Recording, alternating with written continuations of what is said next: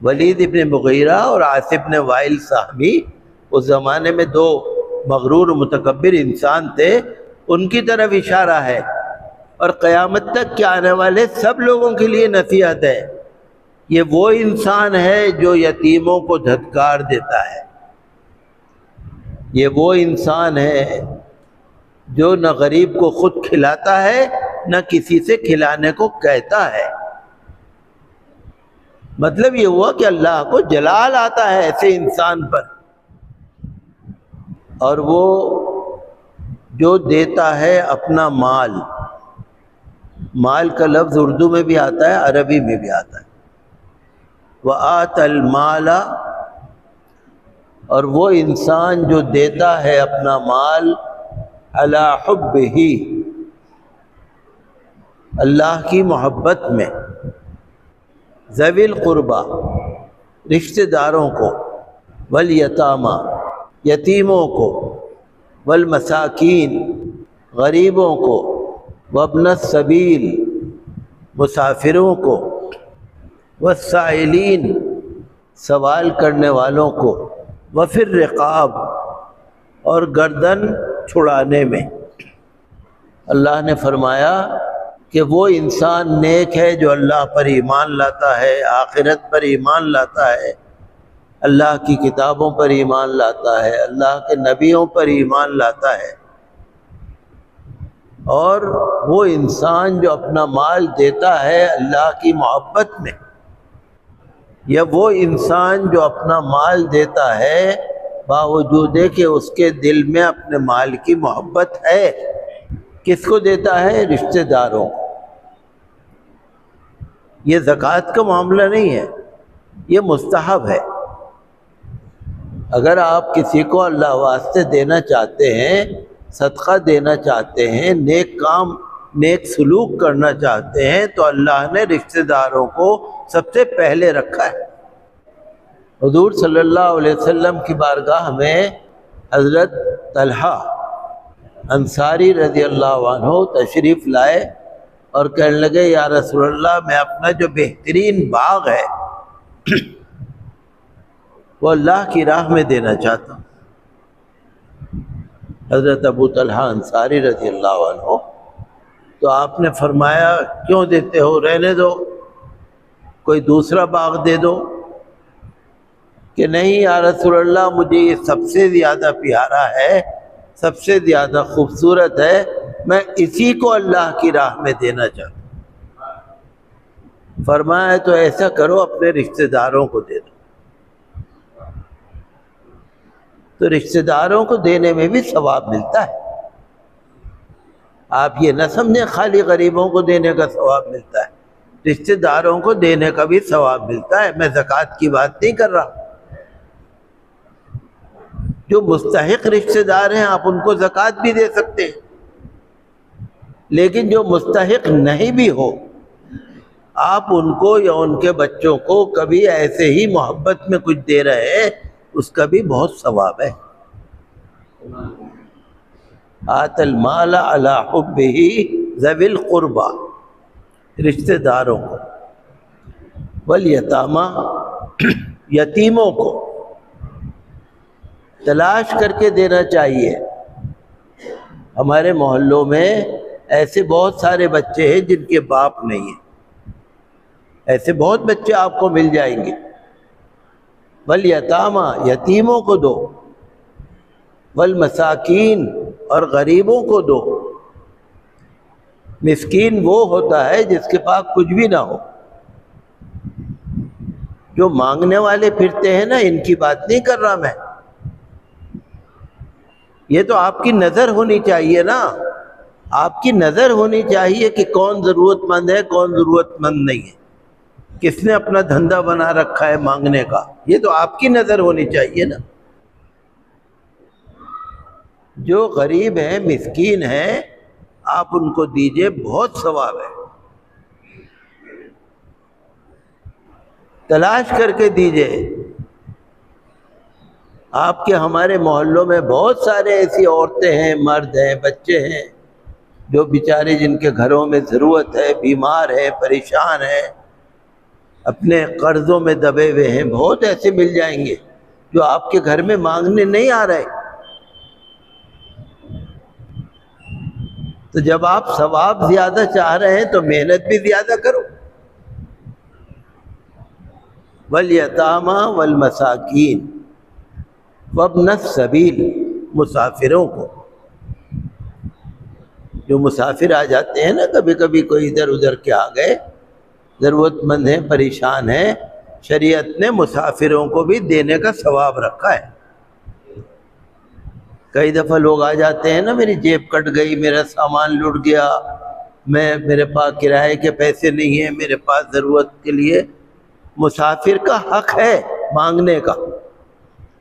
اللہ نے مسافر کو قرآن شریف میں ذکر کیا ہے کہ یتیموں کو دو، مسکینوں کو دو، وابن السبیل، مسافروں کو دو۔ اور آپ کو معلوم ہے کہ کوئی بھی مسافر، اس کا حق بنتا ہے کہ کسی بھی مسلمان کے گھر میں ایک وقت دو وقت روٹی کھا لے، رہ لے۔ اگر کوئی مسلمان بھائی ہمارا مسافر ہے اور ہم بھی اس کے مسلمان بھائی ہیں، اگر ہم یہاں وطن میں رہتے ہیں، کوئی واقعتاً اگر پریشان ہے تو ہم اس کو لے جا کے کہہ سکتے ہیں بھائی ہمارے یہاں روٹی کھا لو، ہمارے یہاں ایک دن رہ لو، جو ضرورت ہے وہ لے لو۔ یہ ثواب ہے، یہ حضور صلی اللہ علیہ وسلم کے زمانے سے چلا آ رہا ہے۔ حضور کے زمانے میں بھی یہی طریقہ تھا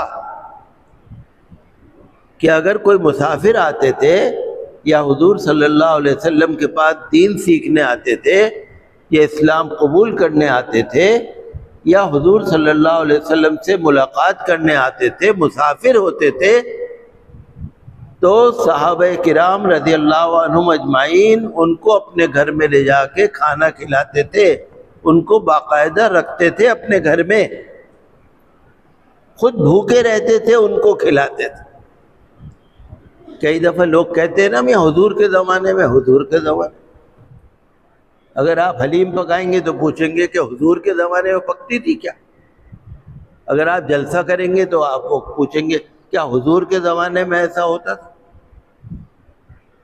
تو میں آپ سے کہہ رہا ہوں یہ حضور کے زمانے میں ہوتا تھا، یہ کہ کوئی بیچارہ ضرورت مند ہے، مسافر ہے، تو ہم اس کو اپنے گھر لے جا کے کھانا کھلائیں۔ عام طور سے نہیں کہہ رہا میں، اگر واقعتاً کوئی ایسا ضرورت مند ہے آپ کی نظر میں، والسائلین، اور سوال کرنے والے، جو آپ کے پاس سوال کرنے والے آ رہے ہیں، تو یہ تو آپ کی نظر ہونی چاہیے نا کہ کوئی کتنا ضرورت مند ہے۔ ہماری شریعت تو یہ کہتی ہے کہ جو بھی تم سے سوال کرنے آئے اس کو منع نہ کرو، کسی سوالی کو خالی نہ پھر واپس کرو۔ حضور صلی اللہ علیہ وسلم نے فرمایا اگر تمہارے پاس کچھ بھی نہیں ہے، اگر بکری کا کھر پڑا ہوا ہے نا تمہارے پاس، بکری کا کھر ہی دے دو، کچھ نہ کچھ دے دو۔ لیکن پھر میں وہی کہوں گا کہ مانگنے والوں کو بھی آپ ذرا دیکھ لیں کون ہے۔ کچھ لوگ تو ایسے ہوتے ہیں نا، دھندا بنا لیتے ہیں، کچھ لوگ ایسے ہوتے ہیں جو واقعی ضرورت مند ہوتے ہیں لیکن ہاتھ نہیں پھیلاتے۔ وفی الرقاب، اور گردن چھڑانے میں، گردن چھڑانے کا مطلب یہ ہے کہ حضور صلی اللہ علیہ وسلم کے زمانے میں غلام ہوتے تھے، باندی ہوتی تھی، غلام کو خریدا جاتا تھا، جیسے حضرت بلال حبشی رضی اللہ عنہ، وہ بھی کسی کے غلام تھے جو ان کو بہت زیادہ پریشان کرتا تھا، ستاتا تھا، تو حضرت ابوبکر صدیق رضی اللہ عنہ نے حضرت بلال حبشی رضی اللہ عنہ کو خرید کر آزاد کر دیا۔ حضرت ابوبکر صدیق رضی اللہ عنہ نے بہت سے مردوں کو، بہت سی عورتوں کو، غلاموں کو اور باندیوں کو خرید کر آزاد کیا تھا۔ اب آپ یہ پوچھیں گے کہ مفتی صاحب آج کل تو کوئی غلام ہوتا نہیں، غلام تو نہیں ہوتا، ایسے بہت لوگ ہیں جو قرضے میں دبے ہوئے ہیں، ایسے بہت لوگ ہیں جن پر بیاج کے قرضے چڑھے ہوئے ہیں، اور اگر مسلمان نہیں دیتے تو وہ دوسروں سے لے لیتے ہیں۔ اگر وہ کسی کے پاس جائے گا لینے کے لیے، آپ تو دے نہیں رہے، اس کو ضرورت ہے، وہ بیچارہ دوسرے کے پاس چلا گیا، اس نے کہا ہاں جی لے لو جتنا لینا ہے، اپنے مکان کے کاغذ میرے پاس رکھ دو، آپ کو جتنا لینا ہے لے لو، لے لیا کہ جی آپ کو اتنا بیاج دینا پڑے گا۔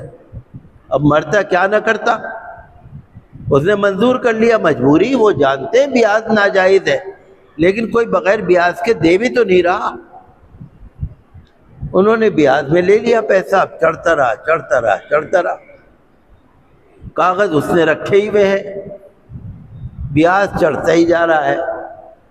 اب ان کی گردن پھنسی ہوئی ہے قرضے کے اندر، بیاج والے قرضے میں ان کی گردن پھنسی ہوئی ہے۔ آپ نے اس بیچارے کو پیسے دے دیے، اس کے مکان کی رجسٹری مل گئی، اسے چین مل گیا، یہی تو گردن چھڑانا ہے۔ ایسے بہت مل جائیں گے آپ کو۔ کوئی عورت ہے بیچاری، کسی کے ہاں کوئی بڑا سنگین قسم کی بیمار ہے، کسی کے یہاں ڈائلسس ہو رہا ہے، کسی کے یہاں آپریشن ہو رہا ہے، کسی کے یہاں دوائیاں آ رہی ہیں، کچھ ہو رہا ہے، ایسے بہت مل جائیں گے آپ کو ضرورت مند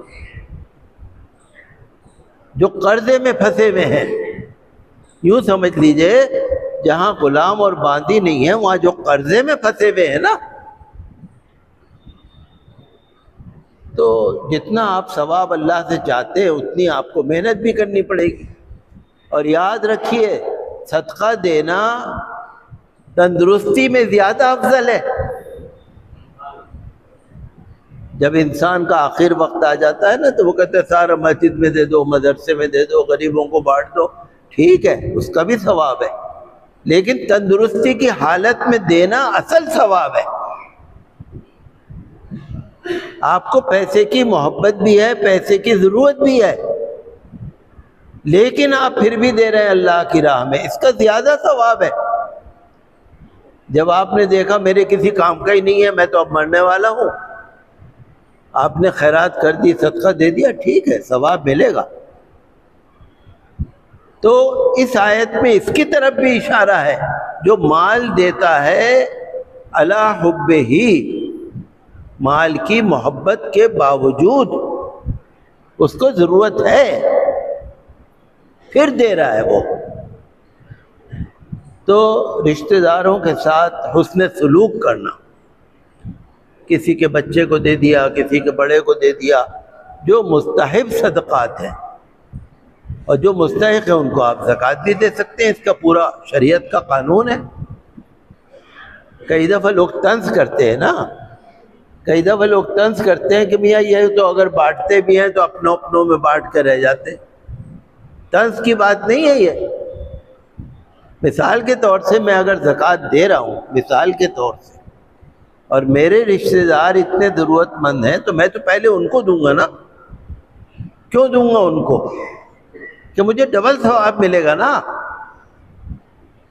ایک تو میں نے زکوٰۃ دی، مستحق کو اس کا ثواب ملے گا، ایک میں نے رشتہ داری نبھائی، اس کا ثواب ملے گا۔ میں اگر کسی اپنے رشتہ دار کو دے رہا ہوں یہ برا نہیں ہے، یہ تو ہماری شریعت میں ہے کہ تمہیں ڈبل ثواب ملے گا۔ آپ کسی غیر آدمی کو دیں گے آپ کو سنگل ثواب ملے گا، اپنے رشتہ دار کو دیں گے ڈبل ثواب ملے گا۔ تو سنگل ثواب زیادہ فائدہ مند ہے یا ڈبل ثواب زیادہ فائدہ مند ہے؟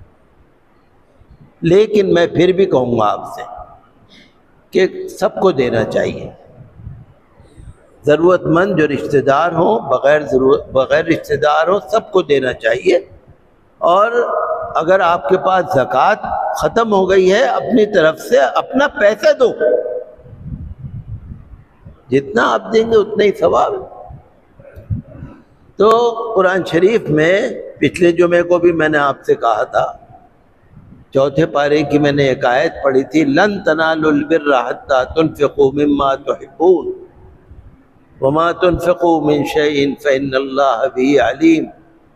ہرگز تمہیں بھلائی نہیں ملے گی جب تک کہ تم اللہ کی راہ میں وہ چیز خرچ نہ کرو جو تمہیں پسند ہے، پیاری ہے۔ اور جو بھی تم تھوڑی سی چیز بھی اگر اللہ کی راہ میں دیتے ہو، اللہ تمہیں دیکھ رہا ہے، جانتا ہے۔ آج بھی میں نے آپ کے سامنے وہی پڑھی، وہ چوتھے پارے کی آیت تھی اور یہ دوسرے پارے کی آیت ہے۔ کہنے کا مطلب کیا ہے؟ کہنے کا مطلب یہ ہے کہ قرآن شریف میں کئی جگہ پر ہے یہ، غریبوں کو دو، رشتہ داروں کو دو، پڑوسیوں کو دو، ضرورت مندوں کو دو، مسافروں کو دو، یتیموں کو دو، ایک جگہ پہ نہیں ہے، قرآن شریف میں کئی جگہ پہ ہے۔ اس کا مطلب یہ ہوا کہ ہمیں اور آپ کو اس معاملے میں زیادہ سوچنا پڑے گا کہ یہ بھی ایک نیک عمل ہے۔ ٹھیک ہے، آپ نماز پڑھیں، نفل پڑھیں، صدقہ آپ دیں، روزہ رکھیں، کچھ کریں، لیکن یہ بھی ایک عمل ہے، نیک عمل۔ آپ پڑھتے ہیں نا سورہ الماعون پڑھتے ہیں، ارأیت الذی یکذب بالدین فذلک الذی یدع الیتیم ولا یحض علی طعام المسکین، کہ یہ وہ انسان ہے، اللہ ناراض ہو رہا ہے، یہ وہ انسان ہے نہ یتیم کو دیتا ہے کچھ، یتیم کو دھتکار دیتا ہے، اللہ ناراض ہے اس سے۔ ولید ابن مغیرہ اور عاص ابن وائل صاحبی اس زمانے میں دو مغرور و متکبر انسان تھے، ان کی طرف اشارہ ہے، اور قیامت تک کے آنے والے سب لوگوں کے لیے نصیحت ہے۔ یہ وہ انسان ہے جو یتیموں کو دھتکار دیتا ہے، یہ وہ انسان ہے جو نہ غریب کو خود کھلاتا ہے نہ کسی سے کھلانے کو کہتا ہے۔ مطلب یہ ہوا کہ اللہ کو جلال آتا ہے ایسے انسان پر، لیکن اگر کوئی اللہ کی راہ میں غریبوں کو کھلائے گا تو اللہ تعالیٰ کو پیار آئے گا۔ جیسے جہنمیوں کا ذکر ہے سورہ المدثر میں، جہنمیوں کی ہے ما سلککم فی سقر، جہنم والوں سے جنت والے پوچھیں گے بھائی تم کیوں گئے جہنم میں، کیا کام تھے تمہارے، جہنم میں جانے کے کیا کام تھے تمہارے، تم نے کون سے ایسے کام کرے تھے جو جہنم میں گئے ہو۔ ما سلککم فی سقر قالوا لم نک من المصلین، ہم نماز نہیں پڑھتے تھے۔ معلوم یہ ہوا جو نماز نہیں پڑھتے ان کا ٹھکانہ جہنم ہے۔ انہوں نے کہا، جہنمی کہیں گے بھائی بڑی غلطی ہوئی، دنیا میں ہم تھے لیکن نماز نہیں پڑھتے، بڑی غلطی ہوئی ہم سے، آج ہم اس کا خمیازہ بھگت رہے۔ قالوا لم نک من المصلین ولم نک نطعم المسکین، ہم غریبوں کو کھانا نہیں کھلاتے تھے۔ جہنم والے کہیں گے یہ ہم سے بڑی غلطی ہوئی، ہم نماز بھی نہیں پڑھتے تھے اور ہم غریبوں کو کھانا بھی نہیں کھلاتے تھے۔ مطلب یہ ہوا کہ اگر کوئی غریب کو کھانا نہیں کھلا رہا، اللہ تو خیر دل جانتا ہے، اگر کوئی باوجود حیثیت کے غریب کو کھانا نہیں کھلا رہا اس کا ٹھکانہ ہے جہنم، اور جو محبت سے غریب کو کھانا کھلا رہا ہے اس کا ٹھکانہ ہے جنت۔ نہیں کھلاتا ہے تو جہنم، کھلاتا ہے تو جنت، دو ہی ٹھکانے ہیں، جنت یا جہنم۔ تو کہنے کا اشارہ مطلب میرا یہ ہے کہ آپ یہ نہ سمجھیے کہ غریبوں کو کھلانے میں، غریبوں کو دینے میں ہمیں کم ثواب ملتا ہے، یہ نہ سمجھیے گا، ہمیں بہت ثواب ملتا ہے، اور ہمیں برابر اس کا دھیان رکھنا چاہیے کہ ہیں ماشاءاللہ بہت سارے ایسے لوگ ہیں جو گھروں سے مسجدوں میں کھانے دیتے، بہت سارے ایسے لوگ ہیں ماشاءاللہ ہیں جو غریبوں کو کھلا رہے ہیں، یہ ان کے لیے خوشخبری ہے، لیکن جو نہیں کھلا رہے یہ ان کے لیے تنبیہ ہے کہ یہ غریبوں کو کھانا کھلانا اتنا بڑا ثواب ہے کہ انسان جنتی بن جاتا ہے یا جہنمی بن جاتا ہے۔ تو ہمیں اور آپ کو اس طرف زیادہ دھیان دینے کی ضرورت ہے کہ ہم خود بھی نیک بنیں، اپنے بچوں کو، گھر والوں کو بھی نیک بنائیں۔ حضور صلی اللہ علیہ وسلم نے فرمایا کہ شوہر کی کمائی میں سے اگر بیوی صدقہ کرتی ہے تو شوہر کو بھی ثواب ملتا ہے، بیوی کو بھی ثواب ملتا ہے، اور بیوی اگر کسی نوکر سے کسی غریب کو کچھ دلواتی ہے تو اس کو بھی ثواب ملتا ہے۔ آمدنی شوہر کی ہے، دے رہی ہے بیوی، لیکن پردے کی وجہ سے وہ خود نہیں دے رہی، وہ اپنے نوکر یا نوکرانی سے کہہ رہی ہے جا کے دے دو۔ حضور نے فرمایا اس کو بھی ثواب ملے گا، اس کو بھی ملے گا، اس کو بھی ملے گا۔ بہت اچھا عمل ہے۔ اللہ تعالی ہمیں اور آپ کو، بچوں کو بھی سکھانے کی ضرورت ہے، دینی تعلیم کی ضرورت ہے بچوں کو بھی، اور حسن سلوک، حسن اخلاق سکھانے کی ضرورت ہے، کیونکہ مذہب اگر ہمیں آ جائے گا سب کچھ آ جائے گا۔ آج کل ہماری یہ کمی ہے کہ نوجوانوں کو، بچوں کو، لڑکے لڑکیوں کو وہ چیزیں نہیں آ رہی جو آنی چاہیے۔